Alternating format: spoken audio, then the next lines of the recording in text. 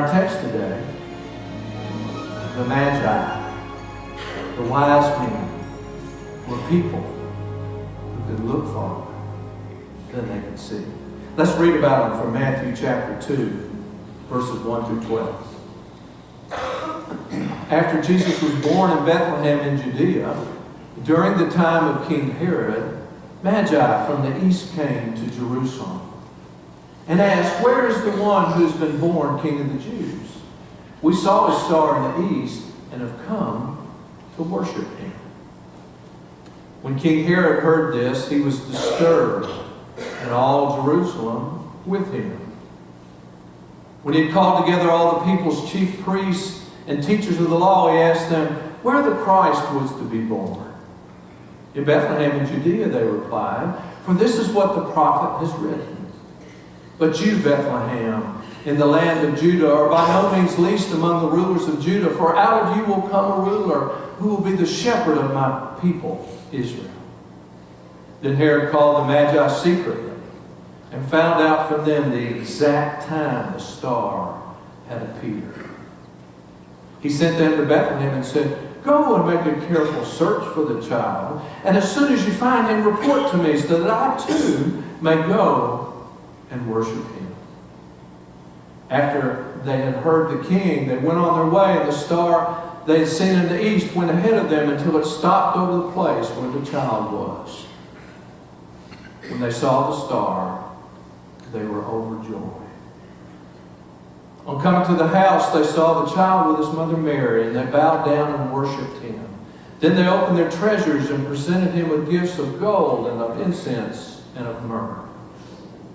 And having been warned in a dream not to go back to Herod, they returned to their country by another route. As we focus on the wise men, we of course see that Herod is the king who's reigning in Jerusalem over the Jews.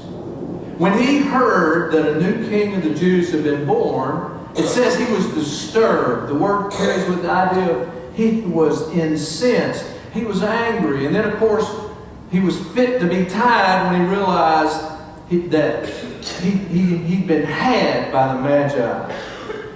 And you'll remember what happened. It wasn't in our text, but he ordered the murder of every male child 2 years old and under in that whole district.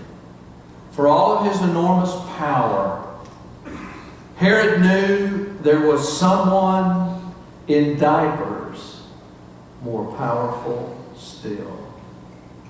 The wisdom of the foolish is perhaps nowhere better illustrated than here. Let's look at these Magi. How many wise men were there? Of course, we know, those of us who have been in church for a while, our tradition says 3, but we know there were more than 2. There were 2 or more. There was a plurality of them. And we think there were 3 because there were 3 kinds of gifts: gold, frankincense, and myrrh. We know that none of the Magi showed up empty-handed.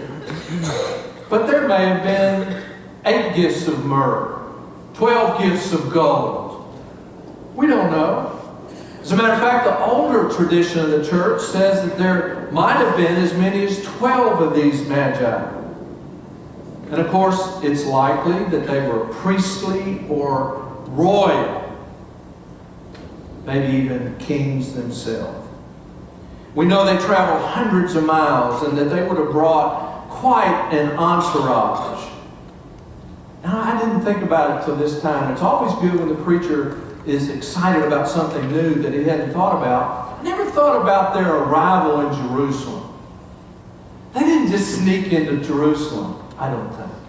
They traveled hundreds of miles. They had all of their entourage with them, undoubtedly. They had supplies to take them on this journey. They probably came in Jerusalem with a great deal of fanfare.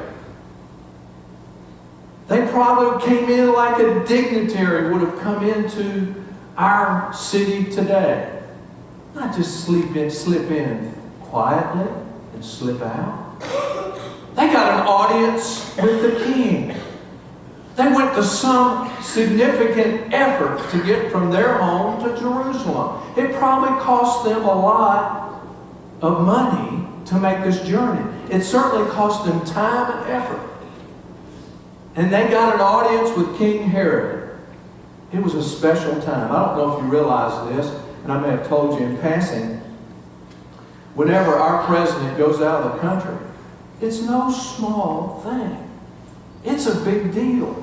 As a matter of fact, you and I pay roughly $1 million a day for every day the president is out of this country. Think about that. Quick little trip to Copenhagen, $1 million. But that was the way it was with these guys. They didn't come just on a whim. Great expense, great effort, and they show up and they make an appearance before the King of the Jews, Herod. But the other thing we need to remember about these magi is that they were thoroughly, completely, top to bottom, pouring out of their pores, pagan. Now, you children in here, that's a big word, pagan. It means basically they didn't believe in the God in which we believe. So these folks who came were pagan all the way to the bone, through and through. You and I need to understand that. That's the culture out of which they came. They may have even been magicians who dabbled in astrology. These weren't the kind of magicians that pulled stars out of their sleeves or rabbits out of hats. These were the kind of the magician that believed in the stars and able to predict future and told your fate. But what you and I need to see is these guys were as pagan can get. They were not believers. But they had this inkling. They had this hunch that there was some truth out there worth the longest, most dangerous, most expensive, arduous journey with which they brought their best gifts.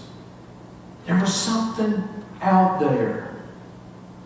There was something in their hearts that said, there's something more out there. There's something that we need to look for that's beyond what we can see. So let's go looking.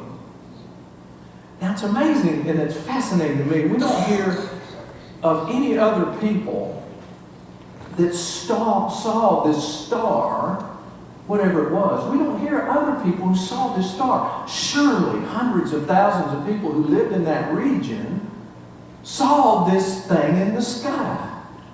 But we don't hear of anybody but these men following it and trying to determine what it might signify. Scholars believe there were at least two events around 6 and 7 BC where Mars and Jupiter, or Jupiter and Saturn, or Mars, Jupiter, and Saturn closely aligned, and they caused the bright light. But these guys were the only ones who took real note of it and acted upon it. What was different about them? They were able to look farther than they could see. They had imagination. They had vision. And it caused them to be open, to be looking for what God might be up to. Did you come searching this morning? Or have you found all the answers? Did you come today to find truth, meaning, and significance? Or have you found all you need in your work, or your family, or your friends, or a new hobby, or all of your gadgets and toys and possessions? Are you so content with the things of this world that you no longer hunger for a fresh encounter with God? God loves searchers. God loves people who are willing to look farther than they can see.